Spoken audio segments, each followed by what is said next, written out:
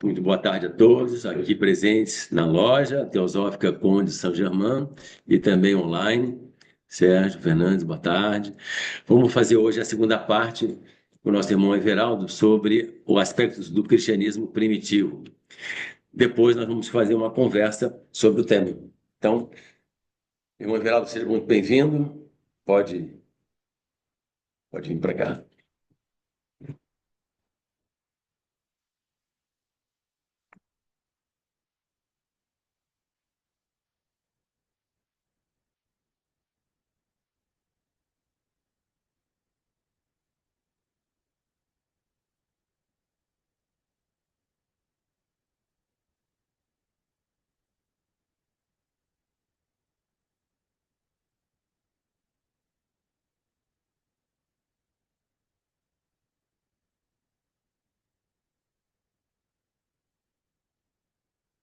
Muito boa tarde a todos, né?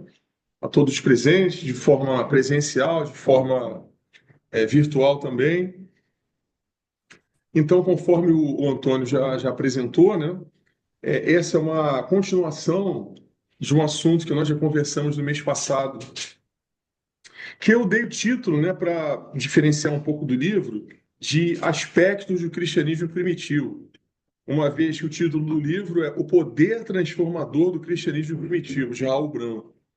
Então, é um assunto vasto, né, que ele dá para você fracionar ele, né, em algumas partes, né, alguns encontros, né. Então, a parte que não foi apresentada no mês passado, a gente conversou, né, o Antônio, a Regina, se poderia desenvolver num segundo encontro, que é esse momento agora, né. Bem, então, dando continuidade, né, só assim pequenas informações, né. Esse livro, né, O Poder Transformador do Cristianismo Primitivo, a autoria de Raul Branco, né, a pesquisa foi dele, né, um membro antigo da Sociedade Teosófica, tremendo estudioso, pesquisador do assunto cristianismo, né? Então, esse livro é de 2004, né? E ele também tem outras obras, né? É uma obra que eu tenho em casa, eu de vez em quando eu consulto também, Os Ensinamentos de Jesus e a Tradição Esotérica Cristã. Um livro muito interessante também para consultas, né, para comparações com esse cristianismo que a gente vê hoje aqui, né, no nosso país, né? Bem, então, no encontro anterior, a gente tinha falado sobre o contexto de época do cristianismo, né, de quando ele surgiu, como era mais ou menos a sociedade naquela época, né?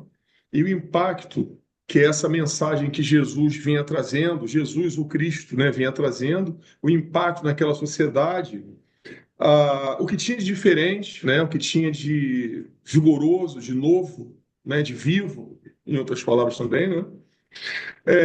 A comunidade dos seguidores do caminho, porque nem existia esse termo cristianismo, cristão, né, religião. Na verdade, eles eram chamados de seguidores do caminho. Caminho esse que eram as palavras, a mensagem tal qual foi dita por Jesus, pelo Cristo, né? Então falou de os ensinamentos do cristianismo primitivo. Na verdade, foi onde foi o início, foi o final daquele encontro e de onde eu vou iniciar hoje, vai ser a partir daqui. E só como uma menção, antes de entrar rigorosamente nos ensinamentos do cristianismo primitivo, o Raul Branco coloca aqui, né, um aspecto muito interessante, né, que um dos dons, né, uma das faculdades que eram transmitidas naquela época, né, fruto desse conhecimento, dessa imersão nesse caminho dado por Jesus, era o poder da cura, né? Eram propriedades curativas que esses membros, os mais avançados, né, eles adquiriam. Então, isso era um dom que parecia estar atrelado a essa mensagem, a essa transformação adquirida pelo seguidor, pelo estudioso, né? É o dom da cura. Muito interessante isso, né? Quer dizer, devia promover, né? Eu diria deve até hoje, né? Promover modificações no tecido interno da pessoa que a possibilita determinado grau de cura, dependendo do problema que a pessoa venha sentir, né? Bem, então, iniciando agora, né, o que seria esse nosso segundo encontro, o segundo o segundo lote de temas, o capítulo que inicia é os ensinamentos do cristianismo primitivo. E ele coloca aqui quatro grandes ensinamentos, quatro grandes temas, né? Em que é a mudança de atitude, a cooperação, a busca da perfeição e a mudança da mente. Então vamos ver passo a passo aqui cada um deles, né? Começando pela mudança de atitude, né? Que era buscado, né? Que era estimulado a que houvesse para o estudante, para o seguidor, né? Os seguidores do caminho, né? Bem, então começamos aqui, né? Como eu falei, os ensinamentos do cristianismo primitivo. Então ele fala aqui, né? O ministério de Jesus, como entendido por seus discípulos diretos e por eles pregado às primeiras comunidades, visava a promoção de uma mudança de atitude no ser humano, redirecionando sua vida. Era chegado o momento do povo de Israel cambiar da mera obediência à lei mosaica para uma atitude de maior responsabilidade frente à vida, que caracteriza o homem e a mulher em sua maturidade.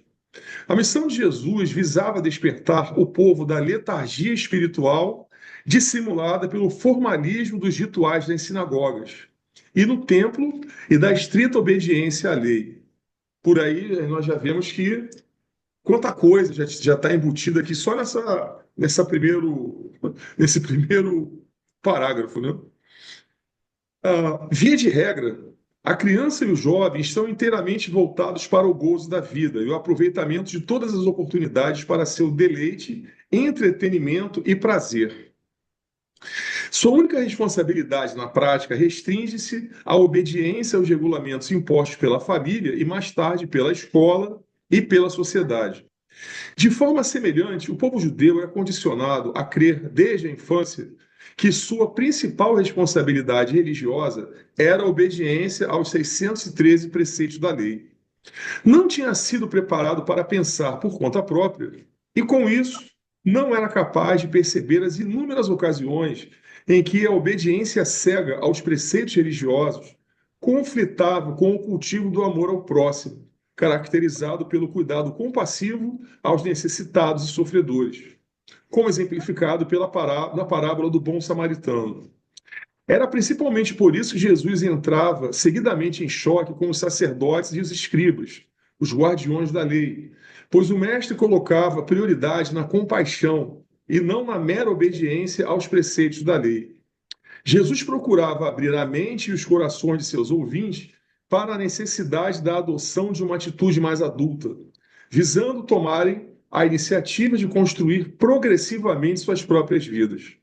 Poderíamos dizer que o ideal de vida indicado pelo mestre era que cada homem e mulher na sociedade se tornasse um mestre construtor.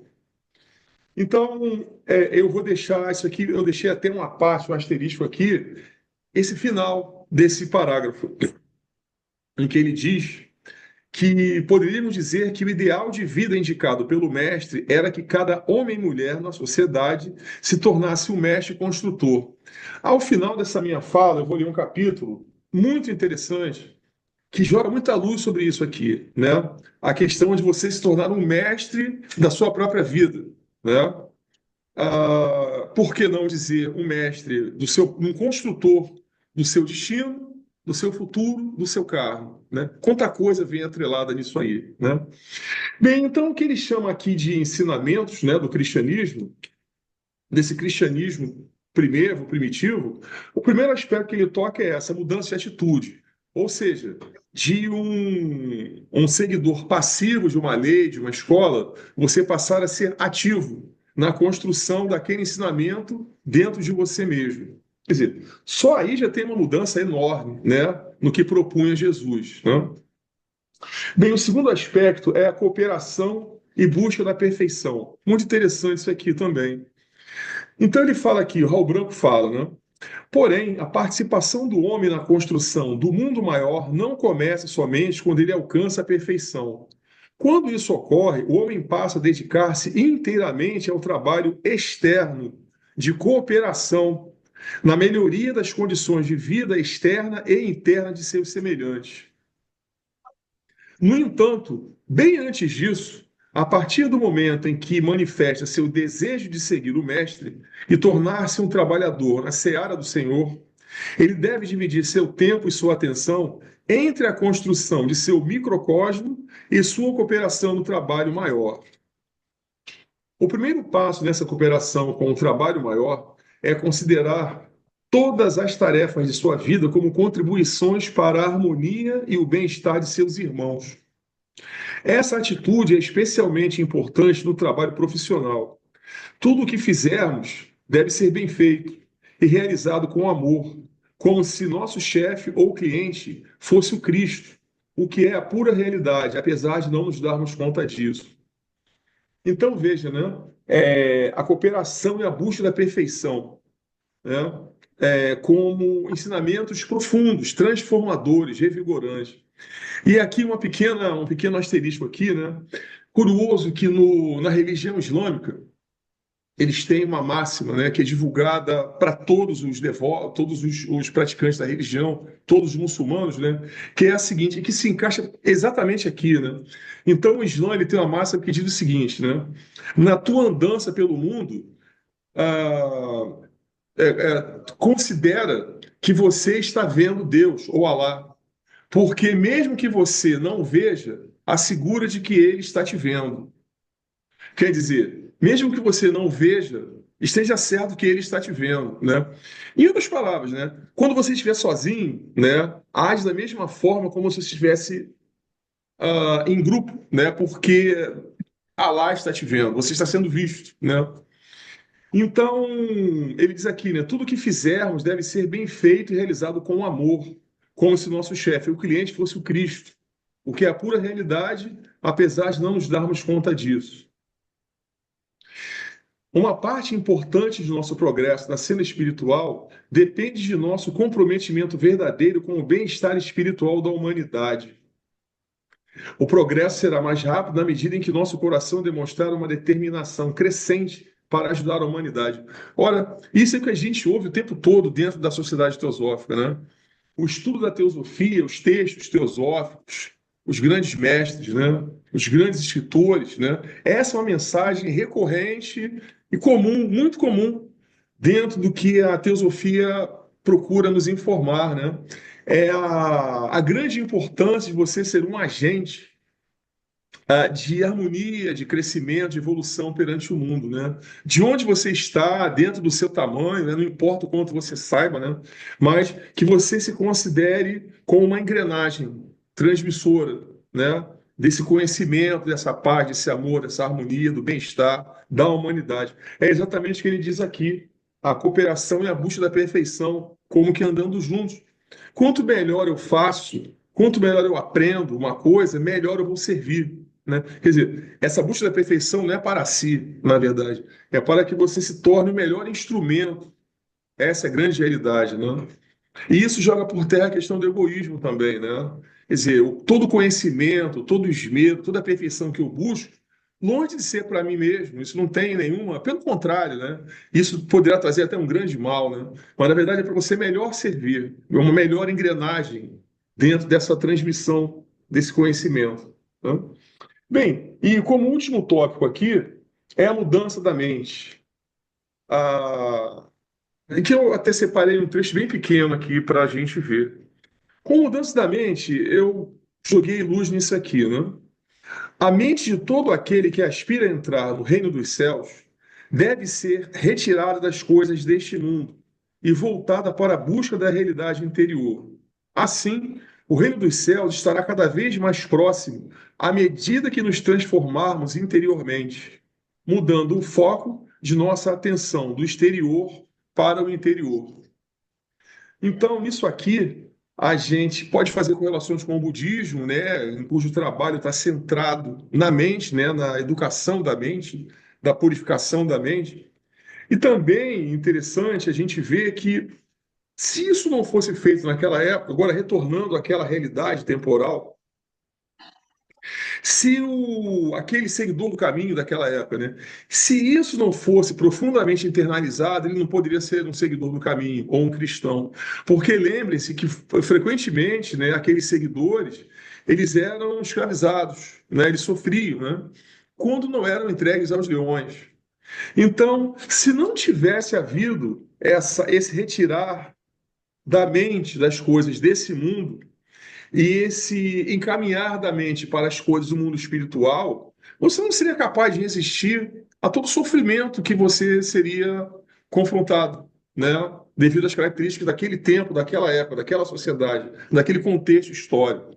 Então a gente vê por aqui que não era brincadeira, era uma conversão real, né? A mudança da mente, dos valores, né?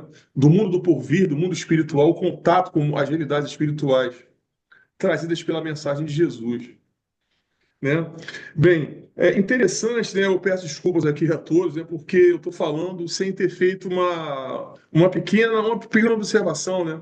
É que esse nosso encontro de hoje, ele está exatamente na semana da Páscoa, né?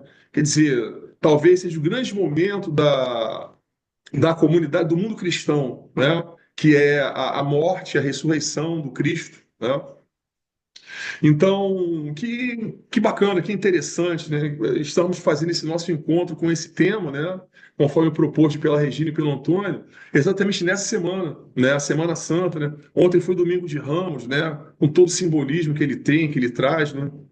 Que bom podermos estar aqui juntos falando sobre esse assunto no dia de hoje, né? Nessa semana, né? Bem, e seguindo adiante aqui, ele apresenta aqui um título, né, que ele chama de Fundamentos de uma Vida Ética e a Essência da Vida Espiritual. Então, ele coloca como fundamento da, o fundamento de uma vida ética, a essência da vida espiritual, vivência da espiritualidade, uma questão, é, por mais simples que seja, é bastante difícil muitas vezes, né? Porque a gente tem que se confrontar com as nossas mentiras, né, existenciais, né? Não é mentira meramente proposital. Ela faz parte do nosso sistema de crenças muitas vezes, né? E que muitas vezes a gente tem dificuldade em olhar para essas mentiras próprias, né? E encará-las de frente e removê-las, né, do nosso contexto mental. Então ele fala aqui, né, estabelecendo a fundação ética, né? A ética é geralmente confundida com a moral, e por boas razões, pois até mesmo os especialistas de filosofia moral não estão inteiramente de acordo sobre a repartição do sentido entre os dois termos, moral e ética. A maior parte dos filósofos, porém, sugere que ética, do grego ethos, é a morada social do homem, a estrutura de seu comportamento social construída ao longo do tempo. Ético é tudo o que ajuda a tornar mais harmonioso o ambiente humano, em suas dimensões material, psicológica e espiritual. Moral, do latim mores, expressa as tradições e costumes de um povo, com o seu sistema de valores. Cada cultura tem seu próprio código moral. A moral deve ajustar-se com o passar do tempo às mudanças de valor da sociedade, para renovar-se em sintonia com a mais alta ética. Bom, né? Entendo que não tenha falado novidade nenhuma aqui para quem está ouvindo, né? Mas é só esse esclarecimento, né?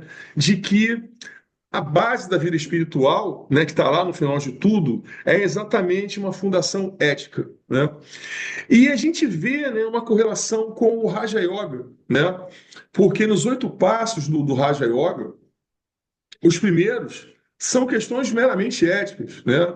A mentira, a busca da verdade, a questão fugiu agora, né? Mas nós temos os yamas e niyamas, né? Ou seja, o que eu devo evitar e o que eu devo fazer. É exatamente isso, né? Talvez de uma forma mais compartimentada, né? Mais didática, talvez, né? Mas, em suma, é exatamente isso, né? Sem esse fundamento ético, parece não haver condições de alçar um voo espiritual. E a gente vê que isso talvez seja fora do terreno intelectual, né? Porque eu posso talvez buscar práticas espirituais, exercícios, né? Mas se eu não tiver essa base ética, talvez ele não consiga alçar grandes voos, né? Veja que há uma correlação íntima entre esse fundamento ético e tudo aquilo que eu venho a buscar, ou os seguidores do caminho venham a buscar, né? Então, o fundamento de tudo está na questão ética. Não confundir com a moral, que é mutante através dos tempos, da sociedade, né? Dos valores de uma cultura, né? A ética, de certa forma, ela caminha avante no tempo, né? Tem a ver com tudo aquilo que torna mais harmonioso o ambiente humano em suas dimensões material, psicológica e espiritual. Ou seja, ética, de alguma forma, parece sugerir que tem algo a ver com verdade, profundas verdades, né? Que muitas vezes carecem de explicação. Você, no mais íntimo da sua consciência, você sabe o que é ético, o que não é, menos que você não consiga fazer, né? E muitas vezes o grilo, né? O grilo falante lá do Pinóquio, né? O grilo falante, você incorre numa ação não ética que você sabe que você não deveria fazer, mas você não consegue não fazer. Tá bom, né? De acordo com cada passo que você consegue dar, né? Mas algo em você sabe, né? O que é e o que não é ético, né? Essa talvez seja uma das nossas grandes lutas, né? É exatamente se afastar dessa mentira existencial, enquanto às vezes a gente vive, né? E não somos maus por isso, não há maldade nisso. É a questão de você ter energia de agir de acordo com aquilo que você entende ser o que deve ser feito, né? E que muitas vezes é muito difícil, né? É, avançando aqui no nosso tema, uma outra consideração também interessante, aqui. Em muitas tradições religiosas, inclusive na judaico-cristã, a lei de causa e efeito é geralmente chamada de justiça divina.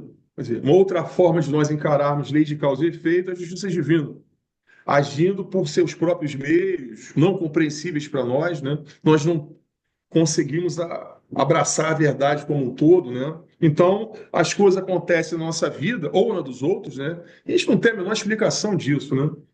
Lei de causa e efeito ou justiça divina, né?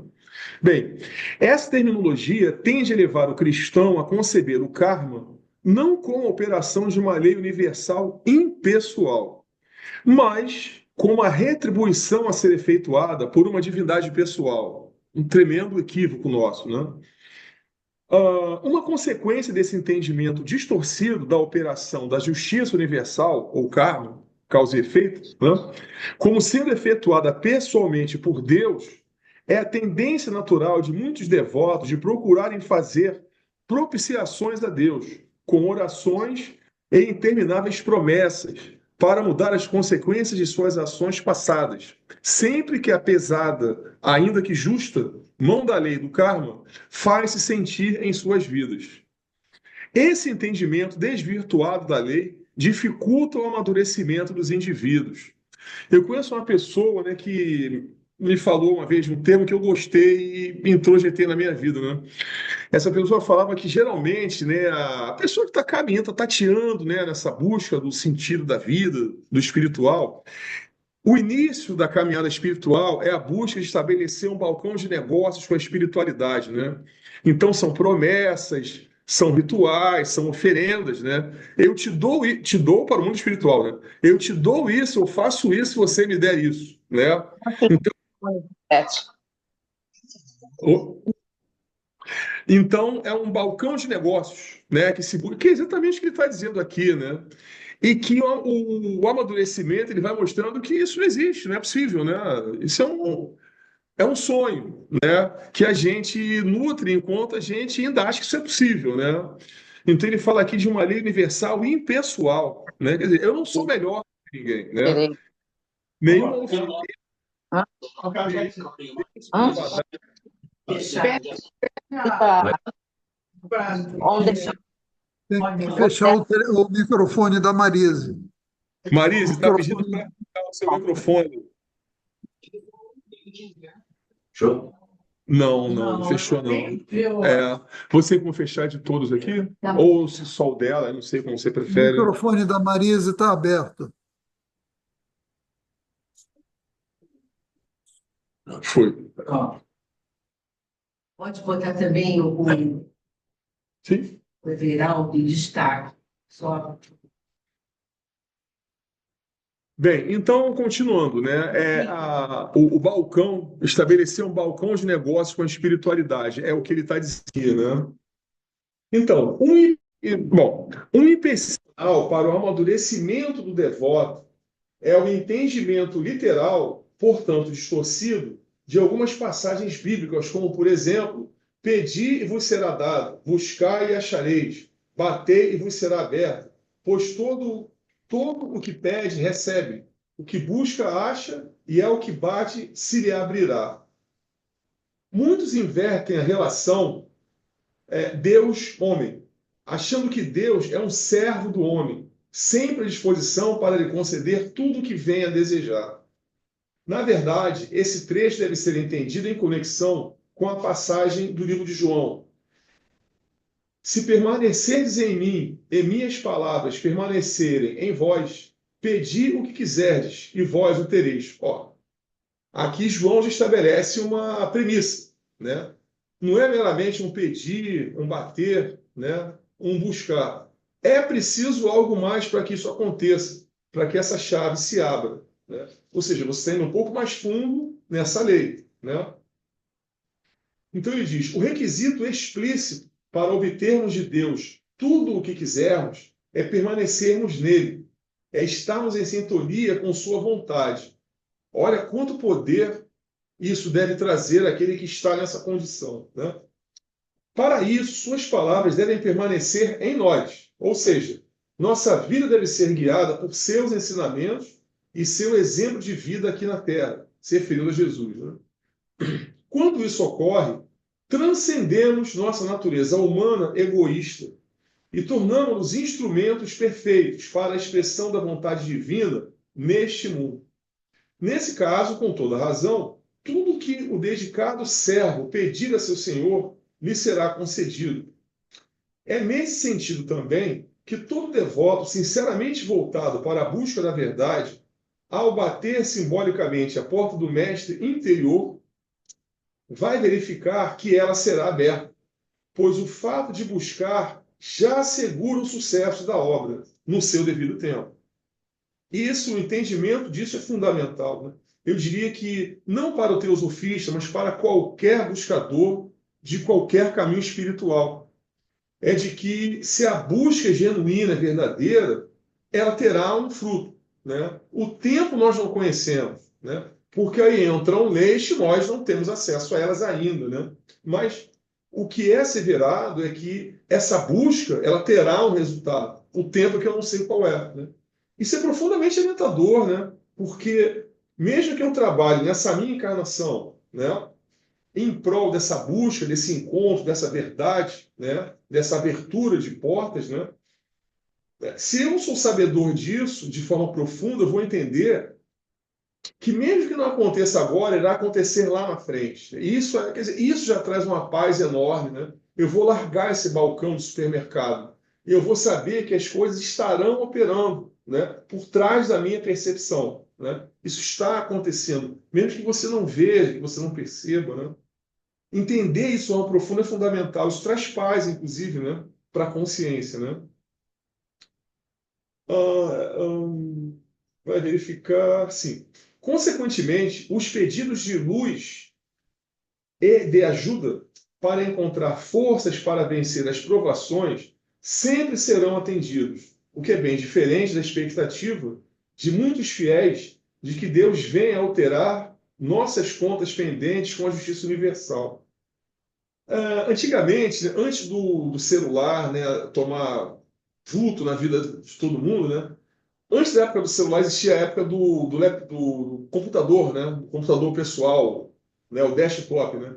E nessa época circulava, né, nos e-mails, né, uma figura que eu mesmo divulguei muito, eu mesmo me lembro, repassei muito ela, né, que era uma figura que ela está ligada ao que foi falado aqui agora, né? Que era uma figura de Jesus, né? Era uma casa no meio de um campo, né?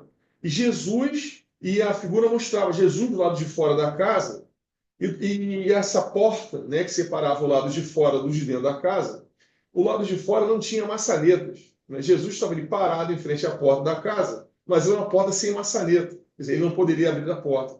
E o lado de dentro, né, estava o morador da casa, o lado de dentro da porta com a maçaneta, né? Aí mostrava o morador em frente à porta, né, pelo lado de dentro, Jesus do lado de fora da porta, sendo que só havia uma maçaneta que era do lado de dentro. Era uma figura sugestiva, né? Quer dizer, essa entrada, né, Jesus não invade a casa de ninguém, né? A busca espiritual tem que partir de dentro. É você quem tem que abrir a maçaneta da porta, né, e buscar esse contato. Então é quando ele diz aqui, né? Se permanecerdes em mim e minhas palavras permanecerem em vós, pedi o que quiserdes e vós o tereis.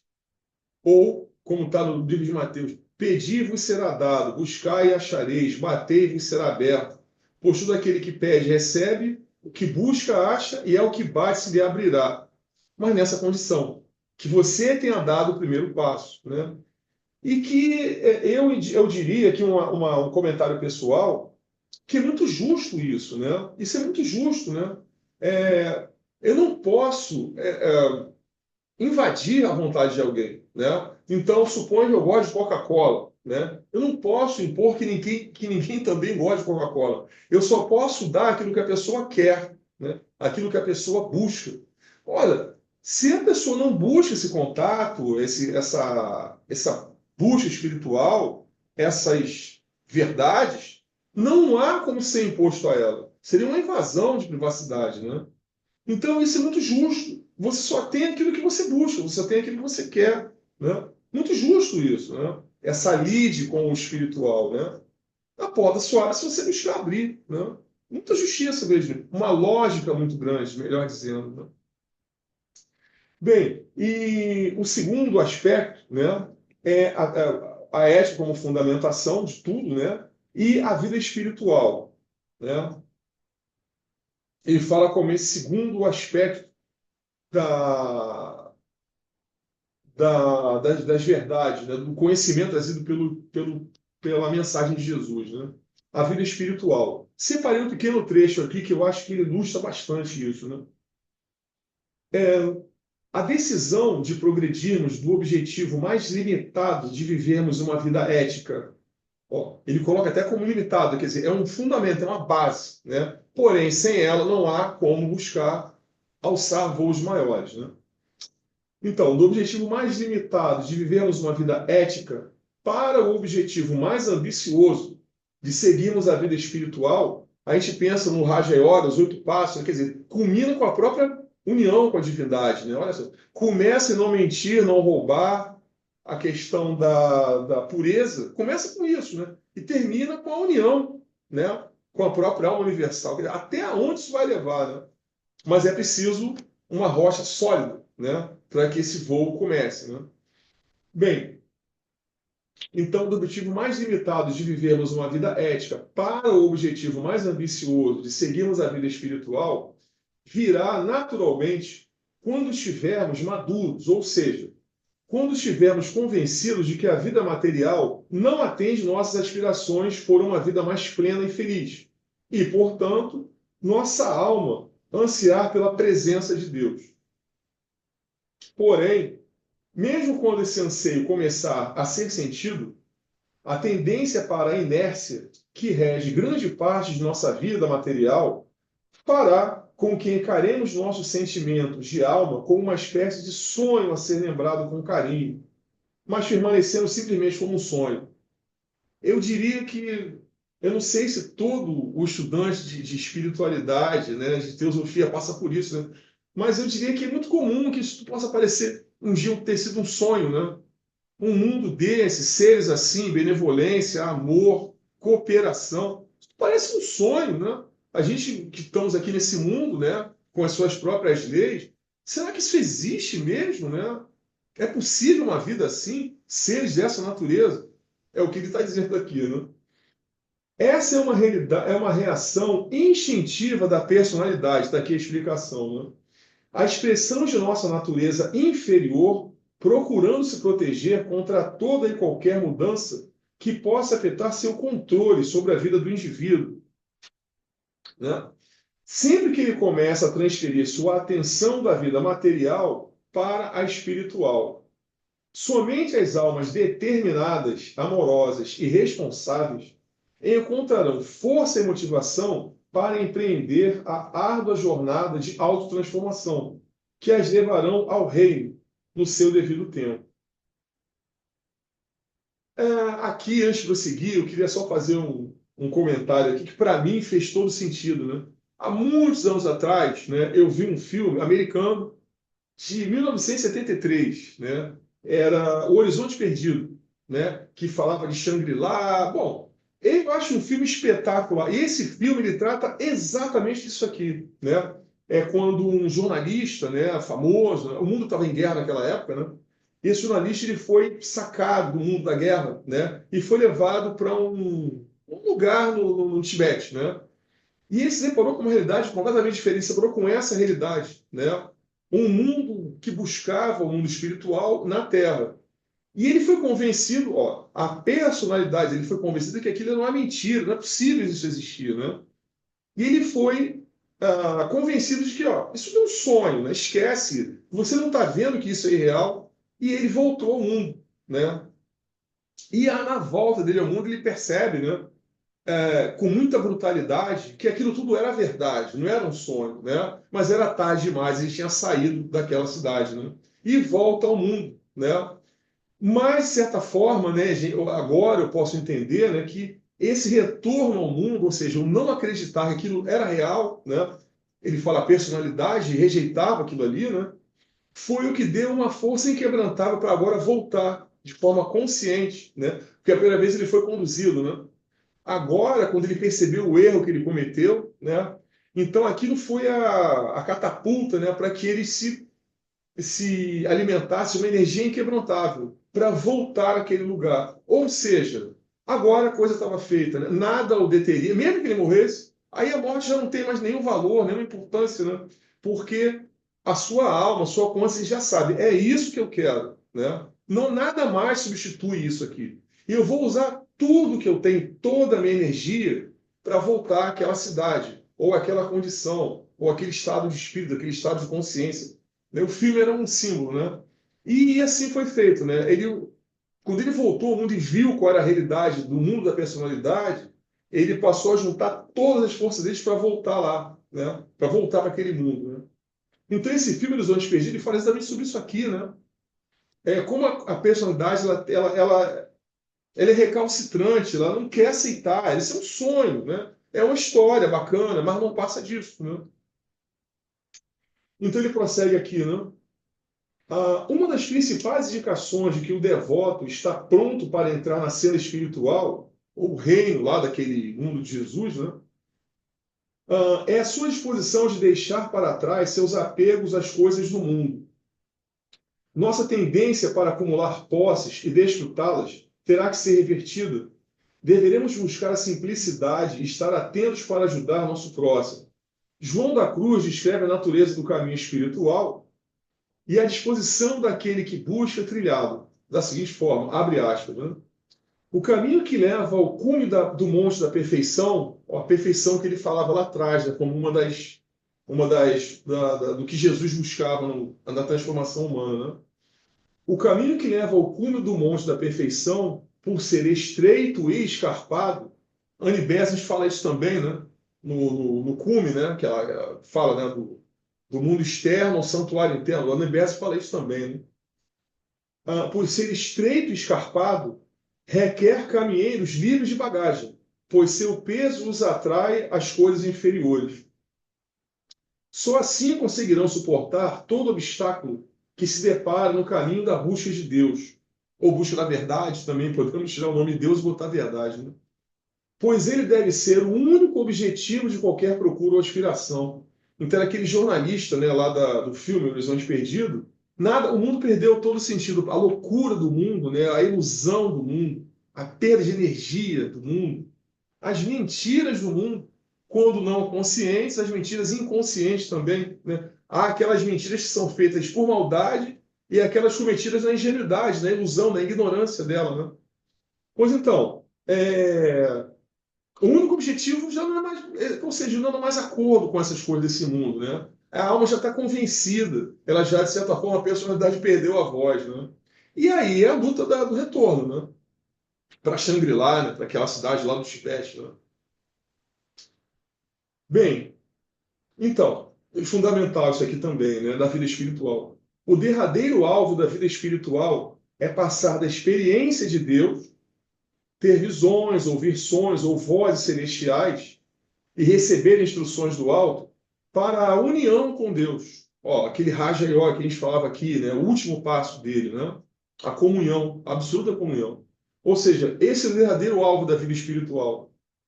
Esse objetivo foi apresentado de forma velada ao longo do ministério de Jesus, quando em suas pregações discorria sobre o reino de Deus. Numa dessas ocasiões, o mestre conclamou a ser, abre aspas, né, perfeitos como o Pai que está nos céus é perfeito. Ora, a única maneira do homem atingir a perfeição, aqui ele dá até uma dica, né? Ele diz aqui, a única maneira do homem atingir a perfeição divina é tornar-se uma expressão de Deus, ou seja, manifestar aquilo que já é, desde o princípio, quando foi criado a imagem e semelhança de Deus. Então ele cita aqui, né? Ela é a exata representação de meu ser. Esse objetivo não é uma quimera ou um sonho, mas uma realidade que já foi experimentada por milhares de místicos em todo o mundo e em todos os tempos. Ou seja, o que ele está dizendo aqui para a gente, né, é que isso é uma experiência real. Né? Por mais sonho, quimera, fantasia, né, que possa parecer, diz o autor aqui que é uma experiência real, já experimentada por muitas pessoas. Né? E aí é a essência do esoterismo, né? É aquela experiência que só você pode ter, né? Que o meu pai tenha tido, que meu filho tenha tido. Ele não vai poder comunicar, por mais que ele queira que eu passe. Né? E essa é a raiz do esoterismo, uma experiência que só você pode ter. Né? Curioso, né? A natureza disso é muito curiosa. Né? Bem, avançando aqui. Bem, ele fala aqui do. Interessante isso aqui também, né? É, a construção de nosso edifício espiritual, o templo que não é feito pelas mãos do homem, requer a utilização de materiais apropriados do plano espiritual. E nisso aqui, a teosofia, eu acho que ela é magnífica em explicar como é assim, né? O material que eu construo a minha vida espiritual não é o material desse mundo, não é o tijolo, não é a argamassa, não é a água. Quer dizer, é um outro material, né? Pois é esse material que eu devo buscar, né? Para construir esse mundo que eu busco, ou esse estado de consciência que eu busco. Então, isso já diz muita coisa, né? Quer dizer, para eu buscar, né, a realização desse reino, usando o termo aqui no contexto de Jesus, é preciso buscar material nesse mundo espiritual. Né? E aí vem a questão da pureza, a busca da verdade, né? Os 8 passos de yoga, os 2 primeiros, né? Fundamento ético. Né? Parece que esse material, a busca desse material espiritual para a construção do meu ser espiritual, começa na ética. Quer dizer, sem obedecer a esse primeiro passo, não há como eu adquirir esse material que eu busco para construir o meu ser espiritual. A teosofia explica isso de forma muito clara. Né?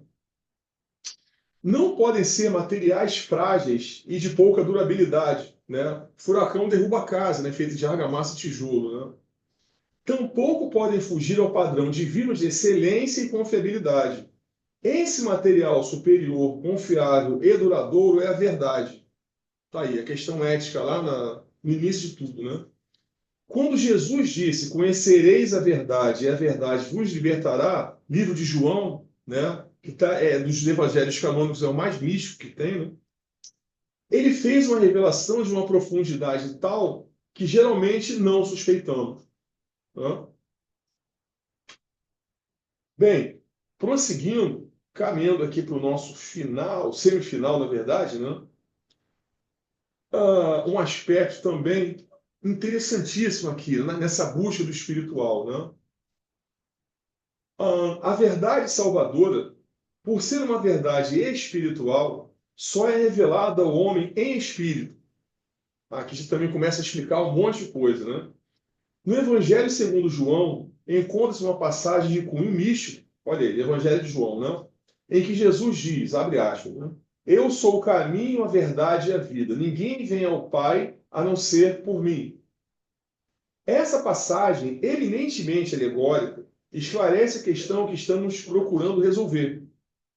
Nela, Jesus, ou Cristo, representa também o Cristo que existe no interior de cada ser humano. Se eu não tenho esse Cristo em mim, não há como acessá-lo, né? Jamais eu poderei pegar do lado de fora, né? O Cristo interior, Deus em nós, também referido no Antigo Testamento, no Evangelho de João, como eu sou, é o caminho, a verdade e a vida. Muitos cristãos desconhecem que a expressão eu sou foi cunhada pelos antigos cabalistas judeus em respeito ao mandamento de não invocarmos o santo nome de Deus em vão. Essa expressão foi escolhida especificamente para esse propósito, porque tem o mérito de transmitir a noção de que o absoluto não tem qualificativos que o limitam, como, por exemplo, ser grande que exclui o pequeno. O incognoscível é e permanece para todo sempre, abrangendo tudo o que existe no mundo manifestado, mas sem ser por ele limitado, expressando a realidade de eu sou. Ou seja, não há nada que venha depois do sou. É totalmente ilimitado. Quer dizer, para a personalidade, isso é um voo gigantesco. Como eu sou o quê? A gente sempre vai buscar o quê? Eu sou alguma coisa, né? Não, eu sou. E todo o resto, quer dizer, é acessível, né, no mundo do espírito, da alma, né? Ainda que essas concepções abstratas sejam de difícil entendimento, os evangelhos nos revelam que somente quando Cristo nasce em nossa consciência é que começamos a trilhar o caminho que leva ao Pai. Quer dizer, eu sou o caminho, a verdade e a vida, né? Quando o nosso coração está verdadeiramente sintonizado com o Cristo interior, nosso cérebro começa a registrar a verdade eterna, que liberta os homens da prisão da vida ilusória deste mundo. E Cristo, em nós, finalmente é vida, vida em abundância que nos transforma e conduz à vida eterna. Ou seja, e aqui trazendo para o jargão teosófico, né, que coisa interessante, né? A gente vai vendo as correlações, né, das coisas, né? Então, Feliz, quando o nosso coração, que não é o coração que bate, né? Quando o nosso coração está verdadeiramente sintonizado com o Cristo interior, quer dizer, uma jogada mística, né? Nosso cérebro começa a registrar a verdade. E aí a gente vê, né? Ou sem outras palavras, né? Quando a mente abstrata, né? Aquela mente abstrata lá do humano é superior, né? Ela consegue penetrar, né? Na mente concreta, o cérebro, né? Que tem que sobreviver, tem que pagar as contas no final do mês, né? Então, aí começa, né? Então ele fala, liberta os homens da prisão da vida ilusória deste mundo. Ou seja, se não houver essa conexão, o cérebro vai se ocupar das coisas que ele foi construído para pagar contas, se alimentar, se abrigar do frio, se abrigar da chuva, buscar uma vida melhor, materialmente falando. Ele foi programado para isso. E é isso que ele sabe fazer, muito bem, aliás, né? Para que ele deixe de se ocupar só disso e passe a se ocupar de algo que é invisível, não tem valor nenhum nesse mundo, é preciso que tenham algo mais, algo que não seja desse mundo. E esse algo que não seja desse mundo é a mente abstrata. O que ele poeticamente diz aqui, né? Que é o coração sintonizado com o Cristo interior. A mente abstrata, né? Que consegue romper a barreira do cérebro, da mente concreta. Né? Quer dizer, está tudo muito bem, as coisas funcionam como tem que ser, né? Quer dizer, se eu não buscar esse algo mais, não haverá trabalho espiritual, né? Eu vou continuar fazendo, talvez muito bem o que meu cérebro sabe fazer. Trabalhar, vou procurar ser feliz, vou procurar gostar de alguém, a relação sentimental, afetiva, né? Faz parte desse mundo também, né? Mas existe todo um outro mundo, né? Que o cérebro não conhece, que não foi feito para isso, né?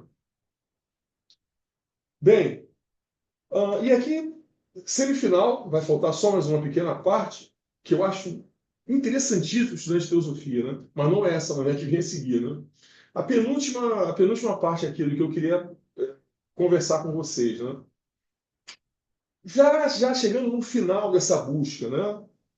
As funções do princípio crístico foram estudadas por grandes santos, iogues e clarividentes ao longo dos séculos. As percepções no plano crístico estão envoltas numa beleza, luminosidade, paz e bem-aventurança absolutamente indescritíveis. Bom, isso está me sendo comunicado intelectualmente, né?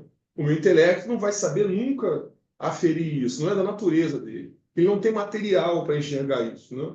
É preciso que eu busque esse material lá nesse meu outro ente, o abstrato, né? Que é meu, na verdade sou eu também, mas de certa forma está apartado de mim. É esse contato que eu busco, né? Então, percepções de beleza, luminosidade, paz e bem-aventurança, né? Absolutamente indescritíveis. Enquanto o místico ou yogi está com sua consciência naquele plano, ele participa da glória divina, experimenta a mais profunda felicidade de toda a sua vida, deslumbra-se com a unidade da vida, em que todos os seres se apresentam interconectados e interdependentes, comprova o calor ardente do amor divino incondicional e sem limite, e aprende verdades inefáveis que nem sempre podem ser repetidas àqueles que ainda não passaram por essa experiência. Ou seja, é a verdade transcendental, é a verdade esotérica, né? Como afirmou Paulo, sei que esse homem, se no corpo ou fora do corpo, não sei, Deus o sabe, foi arrebatado até o paraíso e ouviu palavras inefáveis, que não é lícito ao homem repetir. Isso está no livro 2 de Coríntios, né? Bem, então, de alguma forma, nos é informado, né, que o final desse contato é a comunhão, né? E que também, no caso Raja Yoga, também nos conduz ao mesmo ponto, ao mesmo patamar de experiência, né? E que os ensinamentos de Jesus, né, Jesus, o Cristo, né, animado pelo princípio Cristo pleno, ardia nele, né, foi comunicado a nós, homens, na nossa experiência evolutiva, reencarnatória, de grandes aprendizados nesse mundo aqui, né? E é aquilo tudo, e é isso, né? Trazendo a figura do filme Horizonte Perdido, né? Para a mente, né? Para a personalidade, mente concreta, né? É um grande sonho, muito bonito, talvez o sonho mais bonito que eu possa ter tido na minha vida. Não há sonho mais belo do que esse, né? Mais sublime do que esse. Mas ele pode permanecer no mundo dos sonhos, né? Ou, dependendo da minha diligência em empreender essa pesquisa, essa busca, né? Esse sonho pode se tornar cada vez mais próximo da minha vida real, da minha vida cotidiana, né? Bem, então essas são as palavras, né, de Raul Branco com relação a esse aspecto de cristianismo primitivo. E por último, como eu havia falado, né, uma, um alerta que eu achei excepcional para o estudante de teosofia é nesse capítulo 3 do ensinamento do cristianismo primitivo, ele fala de duas grandes correntes do cristianismo, né? E esse assunto, eu acho até ele meio deslocado do que eu queria trazer aqui hoje, tá? Tanto que deixei ele para o final. E eu estou voltando aqui no capítulo lá atrás. Mas por que eu quero falar sobre isso aqui, né? Porque quando a gente lida com o nosso cristianismo atual, seja ele o católico, seja ele o protestante, evangélico, seja o espírita kardecista, né? A codificação de Kardec, né? A gente se depara com um fenômeno, né, que foge um pouco à explicação. Pô, mas como é que pode, né? É a questão de que, muitas das vezes, né, a gente lida com o fenômeno da criação de um mundo, com a cosmogonia, com aspectos de queda, tal como a Cabala fala, né? O ensinamento da Cabala judaica, ele fala em queda absoluta. Primeiro a queda dos anjos, depois a queda dos homens, né? Adão e Eva, né? Adão e Eva já estão no terreno, já estão no tempo da queda dos homens, né? E, no entanto, a teosofia, né, ela fala que não há queda, né, nesse sentido que nós entendemos, mas sim uma vontade do Logos, né, em se fazer para que ele se conheça, né? Então ele se divide em várias faíscas, né? Somos nós aqui presentes. Nós é aquilo que nós também não sabemos que tem. Animais, plantas, minerais, seres invisíveis, né? Ou seja, é o próprio Logos travando uma relação para com ele mesmo, né? Então, eu sou uma ilusão de que eu sou eu, Everaldo. Isso é uma ilusão, segundo o ensinamento teosófico, né? Rigorosamente falando, é Deus que me anima, como todos aqui presentes, e os entes invisíveis também. É uma relação de Deus para Deus, né? Bem, olhando o fenômeno da criação por esse aspecto, não há queda, como a Cabala fala, né? Queda absoluta, né? Primeiro dos anjos, depois dos homens, né? Queda cabalística. Mas sim a vontade logo de se fazer conhecer para si mesmo, né? Muito bem. E aqui o Raul Branco, ele, em 3 parágrafos, ele fala da seguinte forma sobre essa diferença de visão de cosmogonia. Afinal de contas, a gente vive num mundo decaído, cabalisticamente falando, ou num mundo que obedece à vontade do Logos. Ele quis que fosse assim, logo não a queda. Foi a vontade do Logos. E eu estou dentro dela porque eu sou o próprio Logos, né? Ignorante de si, né? Não sei que sou. Né? Então, o Raul Branco ele fala da seguinte forma sobre essas duas formas de encarar uma formação de um universo. Né? O contraste entre os enfoques de arrependimento de nossos pecados, pecado, ó, já começa uma palavra-chave, né? Por um lado, e de mudança interior para construir nossas vidas, por outro, dois aspectos bastante diferentes, né? Está presente nas duas grandes correntes teológicas do cristianismo, que poderíamos chamar de, primeira, tradição da queda e redenção, onde entra o pecado original, arrependimento, conversão, e a tradição centrada na criação, que é a que nós conhecemos aqui na teosofia. Aqui fala em criação, criação de mundos, né? Criação de universo. Infelizmente, para a vida espiritual do cristão, a primeira corrente, ou seja, a tradição da queda e redenção, vem dominando a formação eclesiástica de católicos e protestantes ao longo dos séculos. Ela remonta principalmente a Agostinho, tendo como grande e influente expoente Thomas Kempis, ambos da Idade Média, né? Autor da obra Imitação de Cristo, que desde então vem orientando a vida espiritual de incontáveis gerações de cristãos. A tradição centrada na criação, porém, é muito mais antiga e seus expoentes muito mais ilustres.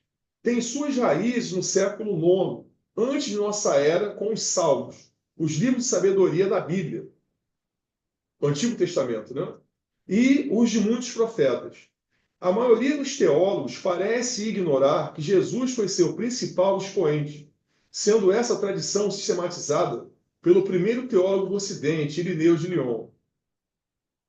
O foco da atenção da tradição da queda e redenção é o pecado e a negatividade, com ênfase no pecado original.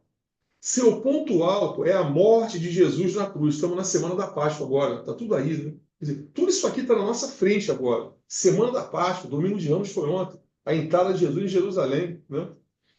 Então, com ênfase, seu ponto alto é a morte de Jesus na cruz. Sua espiritualidade é baseada na mortificação do corpo, no controle das paixões e no arrependimento. Para ela, a vida eterna vem depois da morte. Prega a obediência e o sentimento de culpa. Para essa escola, a humanidade é pecadora, palavra-chave, pecadora, né? O esforço dos fiéis deve ser a construção da igreja, pois o reino né? É apresentado como expresso pela igreja. Né? Quer dizer, sem igreja não há reino, é preciso que você vá à igreja. Né? Ela não reconhece muito bem esse Cristo interior que ele tanto falou aqui. Né? Bom, já para a tradição centrada na criação, que eu entendo que é que nós convivemos aqui na teosofia, né?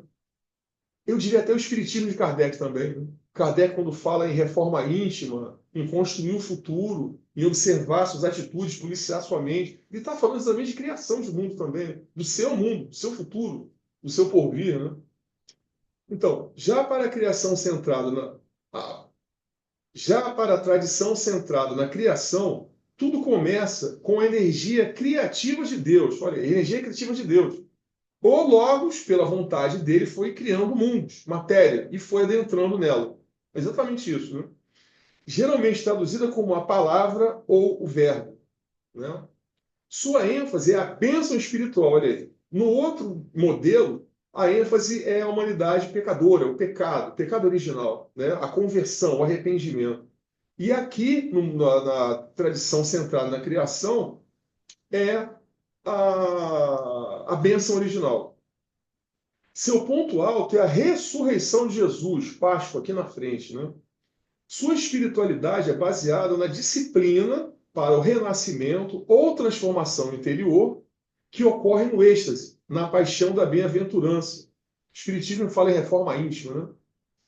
Prega a criatividade e o agradecimento pela vida e a graça.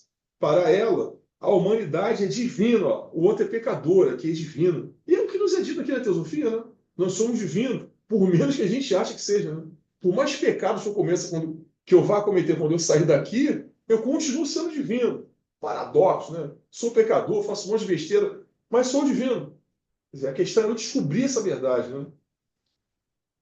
Então, para ela, a humanidade é divina, ainda que capaz de escolhas pecaminosas ou mesmo diabólicas. O esforço dos fiéis deve ser a construção do reino, sendo ele equivalente à criação ou ao cosmos. Bem, aqui eu termino a minha fala, tá? Então, eu quis trazer esse último ponto aqui, né, para mostrar, centrado na palavra de Raul Branco, né, que dentro do próprio cristianismo, né, existe uma corrente centrada na criação, né, e não na queda, no pecado original, na mortificação. Coisa que a gente vê ao longo dos séculos, né? Mortificação e tudo que trouxe, né, um pensamento da igreja, né? Não, há uma corrente que fala em criação, em evolução, né? E quando eu li isso, né, eu dei uma olhada, né, no Evangelho, né, nos Evangelhos do Novo Testamento, né? É verdade, né? Você vê que a palavra que Jesus trouxe, ela não está centrada na questão da culpa, do pecado, do castigo. Não, isso não é de Jesus, né? A palavra dele, pelo contrário, ele adverte, né, da nossa natureza, ele faz essa advertência, né? Mas ele fala em criação, ele fala em mundo, ele fala em perdão, ele fala em amor, né? Ele fala em criação, ele nos convida a criar. Então eu já comecei, eu nunca tinha percebido isso, eu nunca tinha olhado o Evangelho de Jesus com essa visão, né? Muito parecida com o que a gente vê aqui na teosofia, né? E que, de certa forma, talvez tenha prevalecido, né? Por várias questões, na verdade, né? Essa visão de queda e redenção. Ela é até muito mais afeita ao conhecimento judaico, que é o seio do cristianismo, né? O pensamento judaico trabalha diretamente com essa questão de queda e redenção, né? Queda de anjos e de homens, né? Bem, irmãos, então é isso, tá? Que eu gostaria de compartilhar com vocês, né, desse estudo feito em cima do livro de Raul Branco, né? Quer dizer, é uma visão, eu diria, diferente, aprofundada, né, dos ensinamentos dados por Jesus. É até uma forma de reler a Bíblia também, né? O Novo Testamento, principalmente falando do Novo Testamento, o advento de Jesus, né, no mundo, né? É uma forma nova, nova forma de interpretar as palavras de Jesus e o sentido que ele quis trazer, né? Bem, então é isso. Agradeço a paciência de todos, né? Desculpe se eu excedi o tempo. Eu fui, não cortei nada que eu tinha aqui escrito, fui em todos os tópicos aqui, que bom, né? Não sei se está dentro dos objetivos da loja também, né? Mas é isso. Então, quem quiser fazer algum comentário, um acrescento, aí, um acréscimo de tudo que eu falei, ou de outras ideias também, por favor, estejam livres para acrescentar coisas aí ao que eu falei aqui, o estudo que eu trouxe sobre a obra do Raul Branco, né? Muito inspirador esse momento, né, de paz, que a gente revê tudo aquilo que nós aprendemos desde criança, quem nasceu no cristianismo, né? E coisas compreendidas, outras não compreendidas. Então, essa leitura é fundamental, porque aí você começa a entender ângulos de coisas dentro do cristianismo que às vezes não batiam com o nosso eu, você não aceitava muito bem aquilo, não sabia nem por quê, mas aí aos poucos você vai compreendendo, né? A gente vê, por exemplo, a Igreja Católica, a influência enorme como Igreja Romana, né? Então, tem todo um caminho diferente, e a necessidade do poder, né? Depois você estuda também o judaísmo, você entende por que Jesus teve que morrer desse jeito, porque há toda uma aliança que é baseada ali no sacrifício, né? Tem o sacrifício. A época da Páscoa é uma época do sacrifício. E aí, esse sacrifício por uma causa, por algo maior, era uma coisa que eles podiam entender. Mas, ao mesmo tempo, uma coisa nova, a palavra nova de Jesus. Vamos acabar com isso. Agora é uma outra história. E essa construção interna, né? O judaísmo também tem uma parte que trabalha muito dessa construção também de amor, né? O cristianismo abafou muito, infelizmente, o cristianismo católico, né? Mas alguns pensadores, alguns santos também, trouxeram esse outro lado. Só que ficava mais por baixo dos panos, uma coisa diferente. Porque quando entra essa história de poder, é um caso sério. O poder foi que matou Jesus, né? O poder foi que mandou gente para a fogueira, e o poder que faz, geralmente, essas inversões, essas confusões, e que as pessoas acabam até, vamos dizer assim, aceitando, porque não tem outro jeito. É da época. Há um comando, né, que geralmente aqueles que são contra aquilo são massacrados, como foram os cristãos mandados também para martírio, né? Uhum. Mas é muito interessante porque a gente se esquece, às vezes, que Jesus era um judeu. Ele era. E ele trazia coisas do judaísmo. E ele nunca disse que veio destruir o judaísmo. Nunca. Ele simplesmente veio trazer coisas novas. Uma nova interpretação. E seus primeiros seguidores, quer dizer, os primeiros cristãos, foram judeus. Sim. Né? Depois foram entrando outros romanos, muitos escravos, entendeu? Aí, aquele mesmo cristianismo que falou contra a escravidão da época, que juntou tantos membros, né? Principalmente escravos romanos, que era uma quantidade imensa, né? E que foram convertidos, por quê? Por causa dessa nova noção. Mas aí a gente vê em 1500, como é que abençoaram de novo a escravidão. Então, é interessante a gente tem que construir dentro da gente esse lado crítico de entender do que foi transmitido e o que não foi. Foi simplesmente acrescentado à vontade de quem estava mandando. E isso é uma verdade. E acontece em todas as religiões. Não é uma culpa só do cristianismo. Não mesmo. Bem, irmão, com relação a essas palavras da Regina aqui, eu tenho um comentário. Eu gostaria muito de falar uma coisa em cima do que você falou, Regina. Essa é uma constatação, né? Tudo que você falou é uma profunda constatação da nossa realidade, né? Mas eu tenho uma outra forma de... Outra forma não, na verdade, uma visão sobre o que você falou, né? Quando a gente vê a religião católica, apostólica romana, hoje, século XXI, né? A gente vê que era uma continuação do Império Romano, né? Os ritos, as roupas, né? As vestimentas, os paramentos do Papa, o cetro do poder, né? Rituais, eu falei, né? Isso é Roma, né? Isso não tem nada a ver com o ensinamento de Jesus, né? Aquela opulência, os rituais, né? Peraí, aí quando você vê a vida de Jesus, né? E os símbolos usados pela Igreja de Jesus, falando da católica, apostólica romana, né? Peraí, algo não bate nisso, alguma coisa está dissonante nisso aí, né? E aí, Regina, o interessante é ver isso. Hoje eu entendo, um entendimento pessoal, isso é pessoal mesmo, tá? Eu entendo que não poderia ser diferente do que aconteceu, por um motivo, né?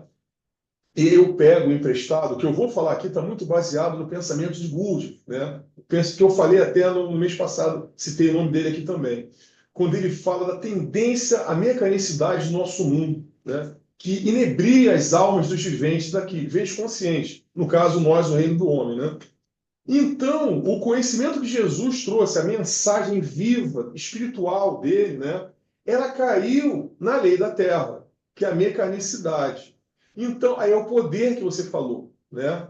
Aí entra tudo que você falou, a escravidão, a opressão, a mentira, né? Tudo isso faz parte do nosso mundo, né? E o Império Romano, como poder da época, ele se apoderou desse conhecimento espiritual, vivo, humano, transcendental, e colocou nos moldes da Terra. Aí entram rituais, paramentas, séculos de poder, aquelas cadeiras enormes do Papa lá em Roma. Está tudo dentro do modelo da Terra. Mecanicidade. O vivo, o espiritual, o revigorante, só irão perceber aqueles que já estão preparados para. Se você não tiver, você vai ficar com o que a Terra tem para te dar, que é o Império Romano, no século XXI. Né? Por isso, assim, ao falar de que eu estou falando agora, assim, eu acho mais inusitado ainda um lugar como esse aqui. Pessoas como eu, como vocês aqui, como os que estão acompanhando a gente aqui no. E todos os buscadores. Porque nós fomos capazes, de alguma forma, não ficar com esse modelo da Terra, que é o modelo de poder. É um modelo narcotizado. Você falou de escravos, como algo espiritual, admitir escravidão. Tá dentro, é assim que é. De alguma forma, nós aqui, não, peraí, isso algo não bate. E você foi procurar uma obra como essa, ou tantas outras que você já leram. Quer dizer, algo em nós aqui, tá? Existe um alarme que soou, né? Peraí, vai buscar alguma coisa diferente, porque não deve ser bem isso aqui. Ele traz reminiscências, é verdade, né? Quinta-feira agora tem a cerimônia do Lava Pés. Aliás, da Semana Santa, para mim, o grande momento é a quinta-feira do Lava Pés. Eu acho aquilo transcendental. Me preparo toda quinta-feira para aquela noite, né, do Lava Pés. Mas você vê que existem reminiscências de uma grande verdade, de algo que não é desse mundo, né?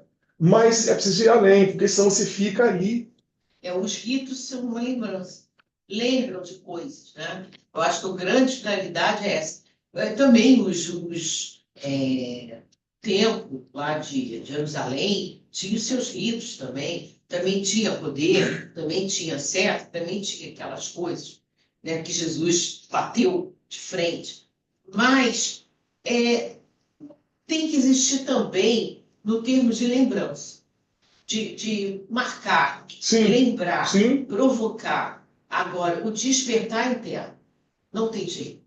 É absolutamente pessoal. Realmente é quem está pronto e quem não está. Quem não está pronto para ouvir a parte esotérica com essa, não vai ouvir mesmo. Nem adianta. Vai ficar lá no ritual e não vai sair daquilo, né? Mas quem já abriu o seu coração para o outro lado, esse vai perceber. E eu também fico pensando que a Regina pontuou o lado da Igreja Católica, e quando a gente pensa nas igrejas protestantes, a gente vê que no início houve um movimento que era muito mais baseado na fé e na cura, talvez num despertar interno, mas depois começou um movimento americano, que é esse pentecostal, que começou lá, tomou um vulto muito grande e veio aqui para o Brasil. No início, eu não lembro o nome, mas vieram uns ministros de lá, né, uns bispos, que começaram a divulgar isso aqui. E aí foi tomando um vulto, e principalmente na década de 70 para 80, veio a Igreja Universal, que aí foi o grande boom desse lado, né? Que é aquela barganha que você falou no início.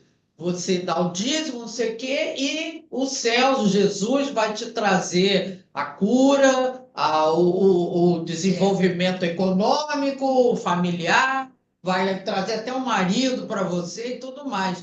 Quer dizer, e aí isso tomou essa proporção que a gente está vendo aqui, o crescimento contínuo, né? E cada vez mais afastados, porque tudo que parece ter sido despertado desses fiéis na verdade, não é um movimento interno, é sempre baseado na mudança social, Eu até entendo que, até certo ponto, nada é totalmente parte. negativo. Uhum. Muita gente sai das drogas e tudo mais. E os próprios fiéis vão se ajudando no boca a boca, arruma um emprego para um, ajuda aqui, ali. Com certeza, muita gente sai, às vezes, de condições muito precárias e melhora na vida.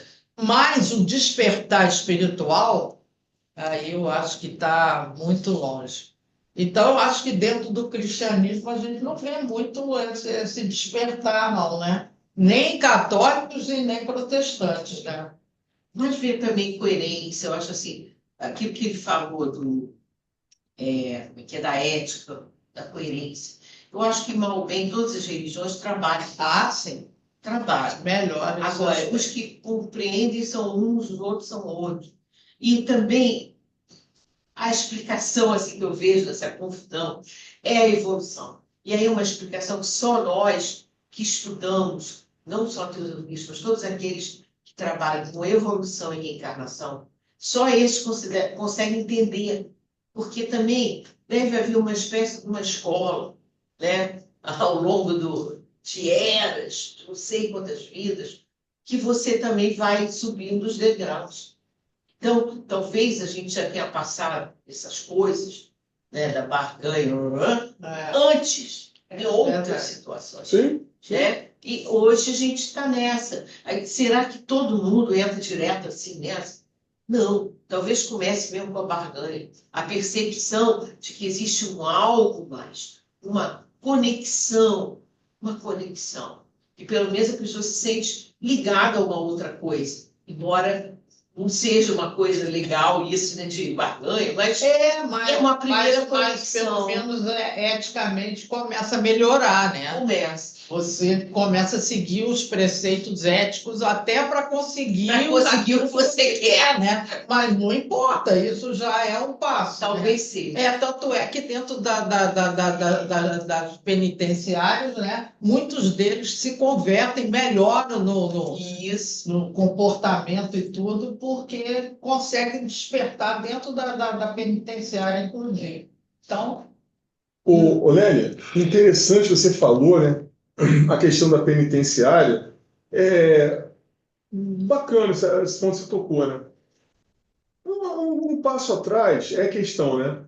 Eu diria que esse crescimento, o que a gente chama de crescimento espiritual, né, evolução, e aí eu acho que existe um funil muito grande, né?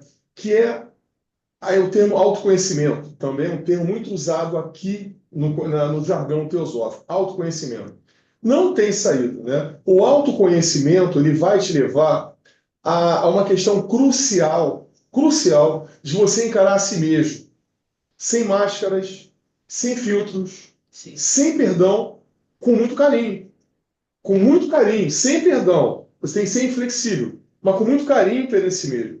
Não são todas as pessoas que estão preparadas para isso, porque é muito duro. Né? A gente guarda com muito carinho, guardado no cantinho da mente, o nosso desenvolvimento até aqui, com todos os erros que tiveram também, com todos os vícios, entendeu?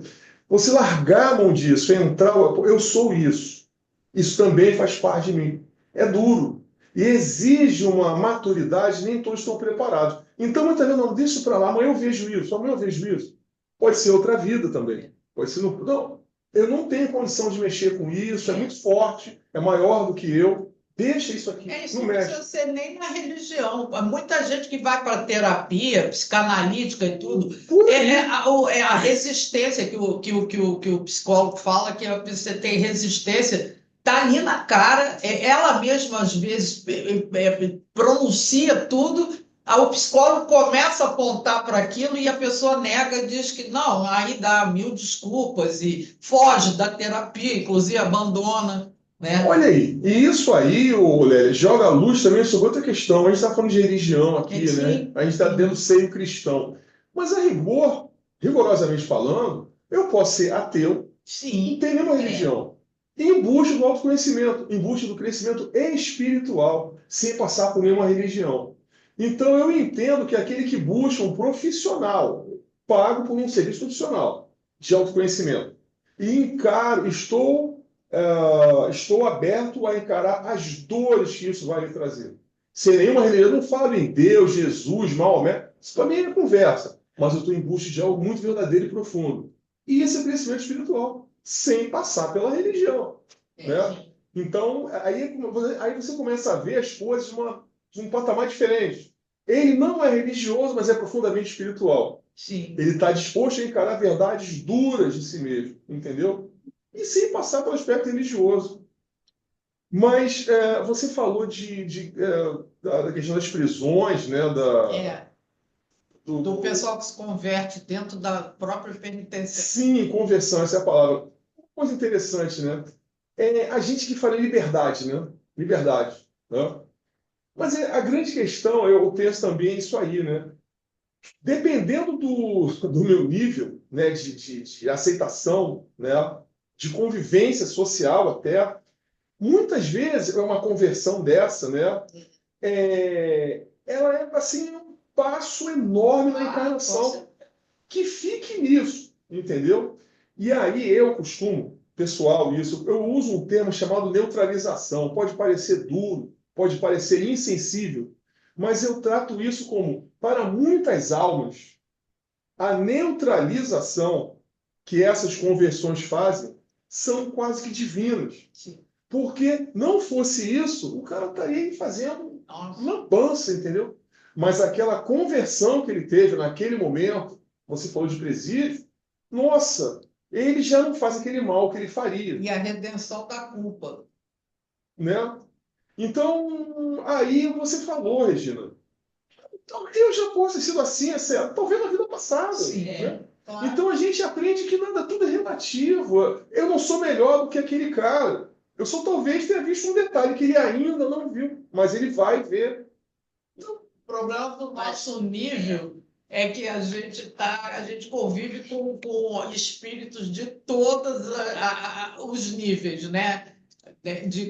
Esse planeta Terra é bem Grande escola, né? escola mesmo, Grande né? escola. Tem a turma lá do fundo que fica jogando bolinha de papel, tem os CDF na frente, entendeu? Mas tá todo mundo junto naquela Jardim turma. de infância.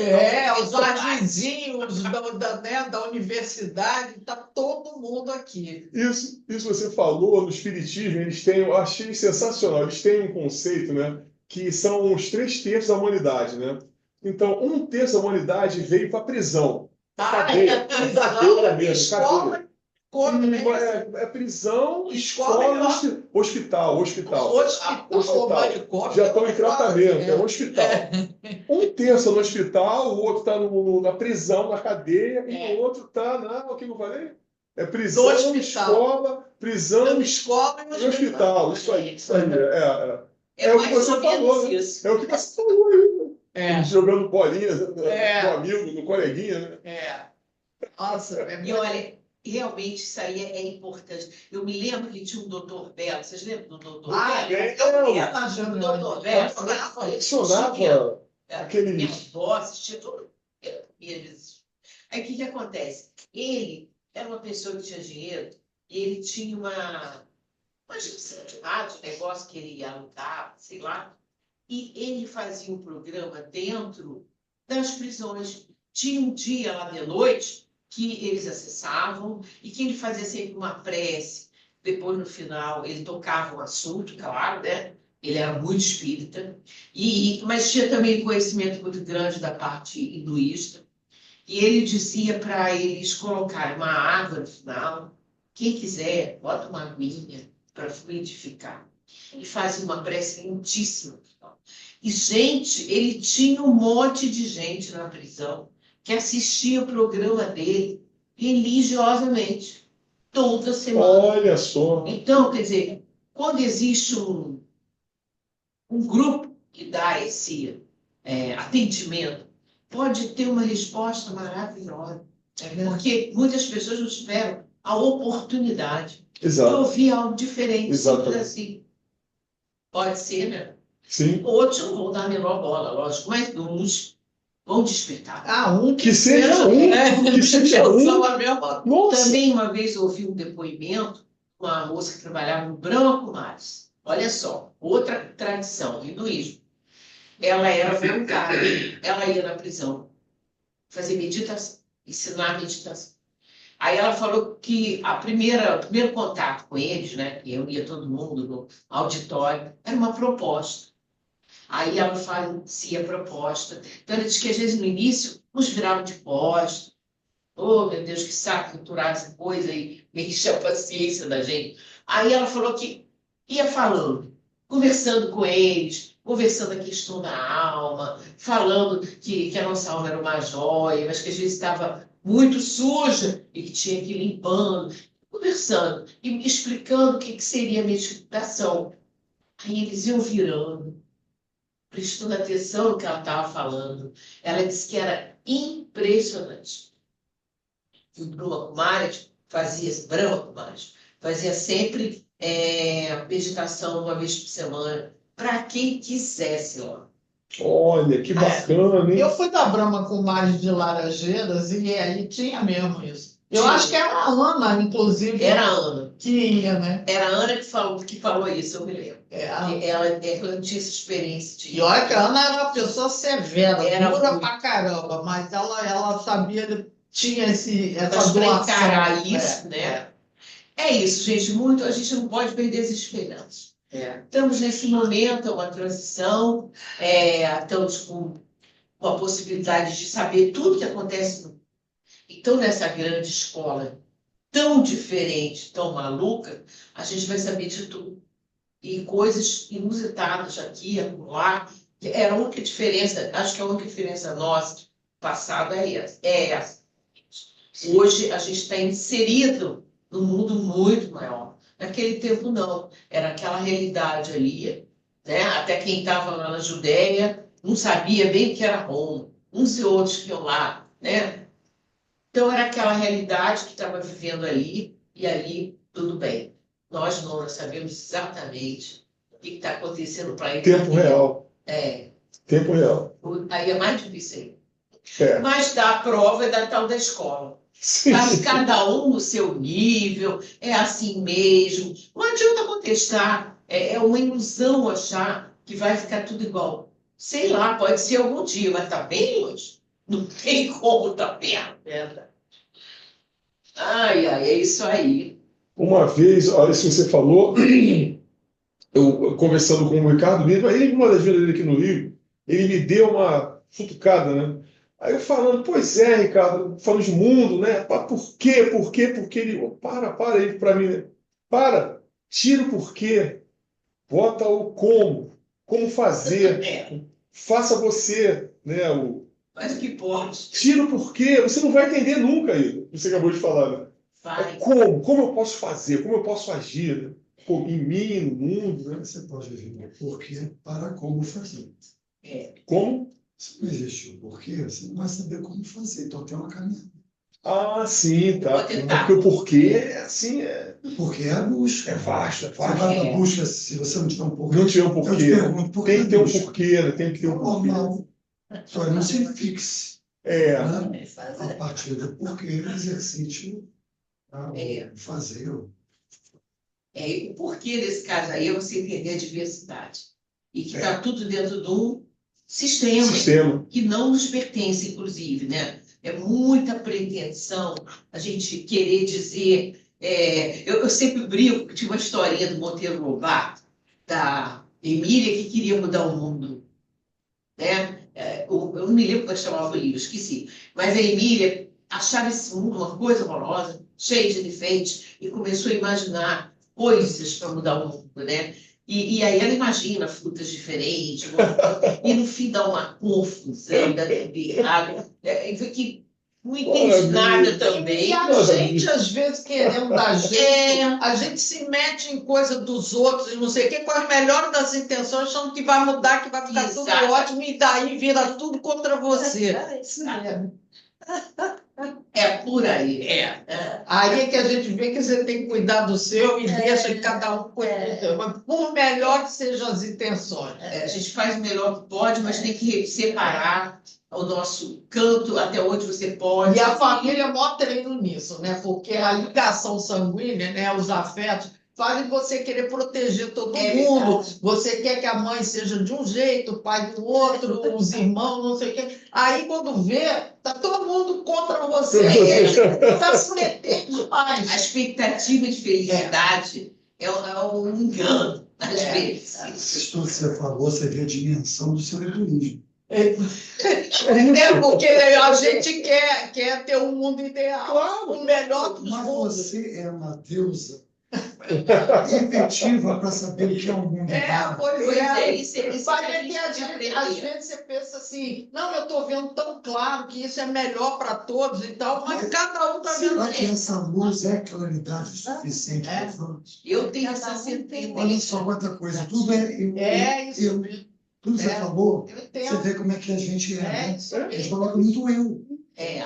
Né? É. Se desligue do eu, compreenda e relaxe. Agora eu estou trabalhando muito, aceito, entrego, confio e agradeço. Isso. Porque quem sou eu para ensinar para Deus o que é Sim, melhor? sim, Sem ter muita pretensão. Eu não sei a coisa nenhuma, então entrego para quem sabe maior do que eu. É o jeito. Tá. Agora eu estou muito assim. Somente as questões familiares, esses rolos, entendeu? Que você acha que sabe, que não, é melhor assim, esse caminho. Aí você é um chato que perturba a família. Exato. Falei, não, agora eu rezo, entrego e tá tudo bem, tudo certo. O nosso universo é um universo de relatividade, não de absolutismo. É. Então, nós vamos ter nossas relatividades de verdade e você pede licença para colocar a sua para ver se serve de luz. Se viu, não se viu, está aí com você. Você é capaz, né? Ou se você não quer. Né? Você falou aí, tem essa coisa da vontade, é um princípio universal. Sim. Né? Só que essa vontade tem que ser bem aplicada, hein? Tem que ter uma capacidade de aplicabilidade. Mas o importante na nossa relação social é isso. É o respeito com a verdade desse próximo. Né? Ele não precisa arrancar a cabeça de uma porção de pessoas à volta dele, porque ele precisa. Então, não condene, deixa que a condenação é a lei divina.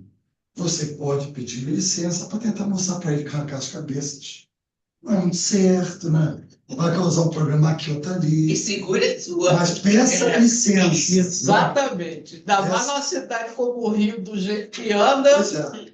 Mas o ideal é isso, é pedir sempre licença ao pai, à mãe, ao vizinho, seja quem for. É. Licença. Foi Muitas muito vezes não pedem, né? É o egoísmo Vai, a presente. gente entra, vai. Você sai se metendo, não tem que se meter. Né? grande. Mas também não se feche. Peça licença. Posso? Não, não quero te ouvir. Pode, está tudo tranquilo. Estamos em paz. Vou te amar de qualquer Do maneira. mesmo jeito, é isso aí. Do mesmo É jeito. isso aí. A gente dá opinião agora, se a pessoa quer, não quer, assim, enfim. É. Aí é problema do outro. Acabou o nosso limite. Muito bom essa perspectiva aí de reflexões para a Páscoa, porque o nosso grande motivador mesmo é a vida. A gente está aqui, é justamente a Páscoa, a celebração da vida, né? Da libertação, da vida e todos os seus aspectos.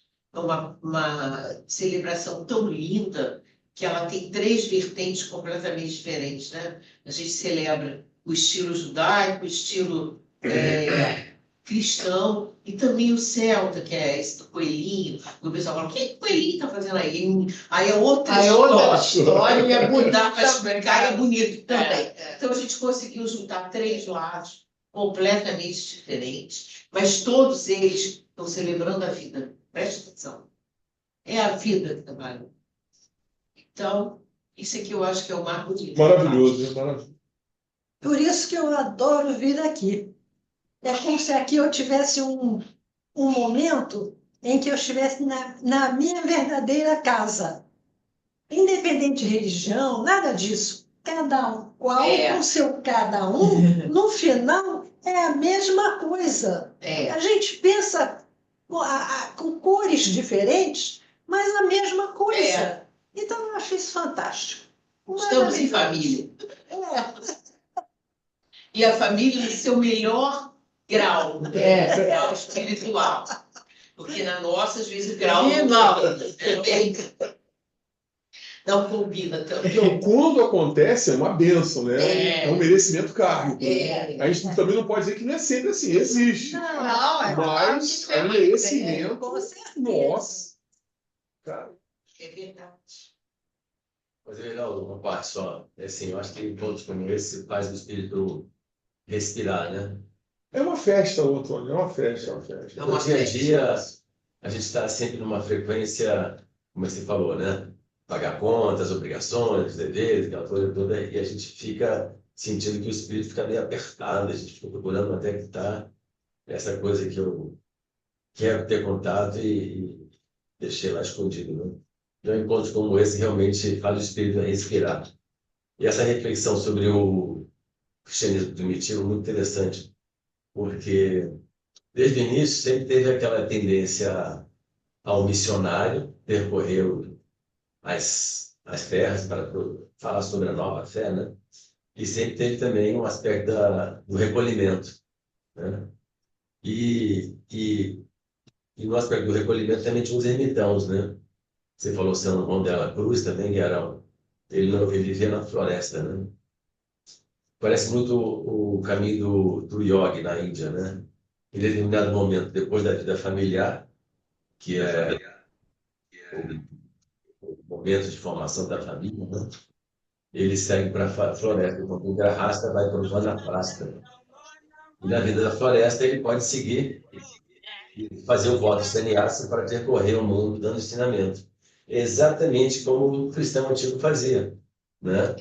Por exemplo, Santo Antônio no século XII, 1100 e tanto, né? Ele foi preparado, era uma família rica, foi preparado para ser pelo menos os pais queriam, né? Que ele participasse de uma cruzada, fosse um cavaleiro, aquela coisa, ele não tinha nada disso. Então ele foi fazer a formação dele num seminário e foi se dedicar totalmente à vida religiosa, formação intensa, né? E, por exemplo, ele conseguiu feitos tão relevantes que ele foi reconhecido. O processo de certificação dele foi em menos de um ano depois da morte dele, já estava reconhecido como santo, né?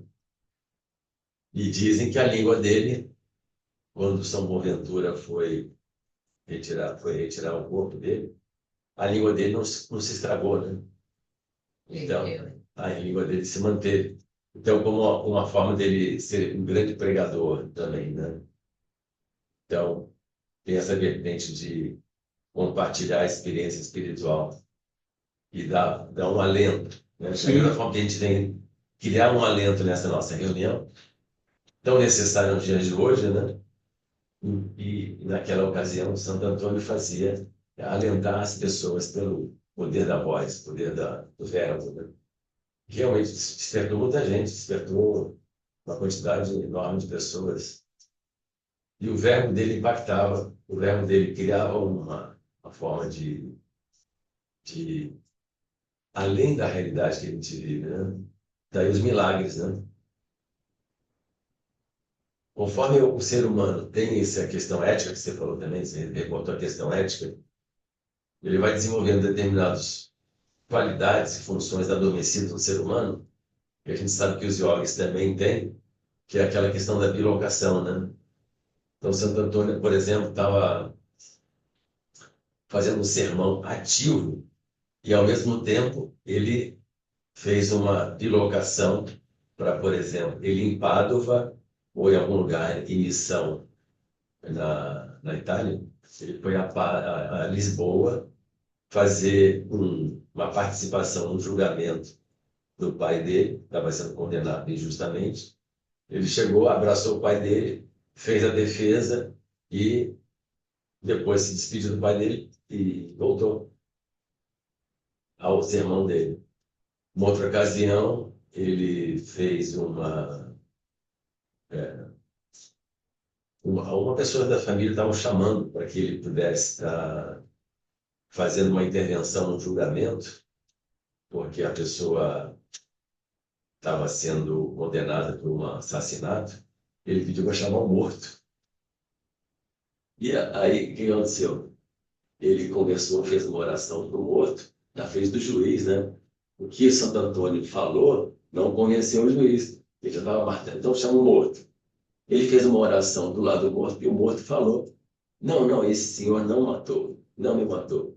E o morto acabou de. Não falou mais. Olha, E o juiz, bom, depois dessa, não teve como não absolver o camarada, né? Então, É que ele era ventrilo. o primitivo, o cristianismo primitivo tem dessas coisas também, né? Assim como esses, vamos dizer assim, similares, assim, sim, são sim. coisas que fogem bastante da nossa A realidade nossa, comum. Com você? Mas, de alguma forma, como você falou ali no comecinho, experimentando o fazer o melhor e fazer o bem, a gente vai fazendo a nossa alquimia do dia a dia, né?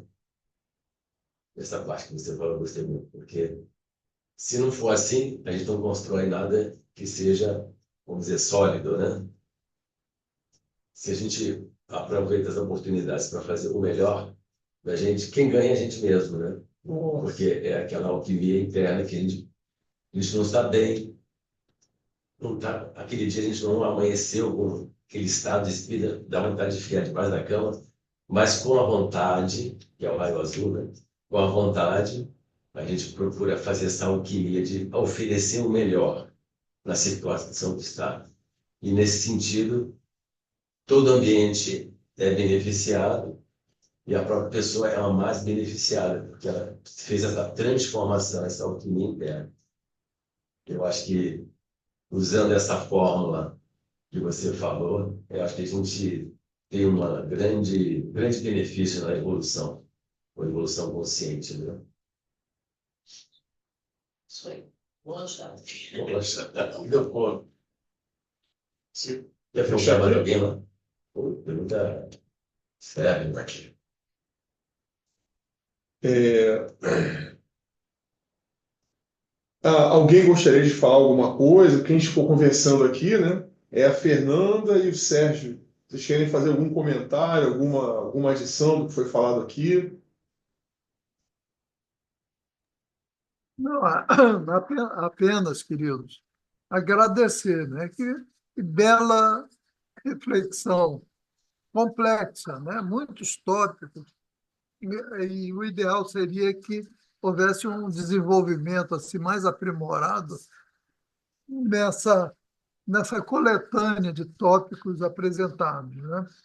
Mas, no geral, Everaldo, parabéns pelo seu estudo, parabéns pela apresentação e parabéns a todos nós pela bela reflexão na passagem, né?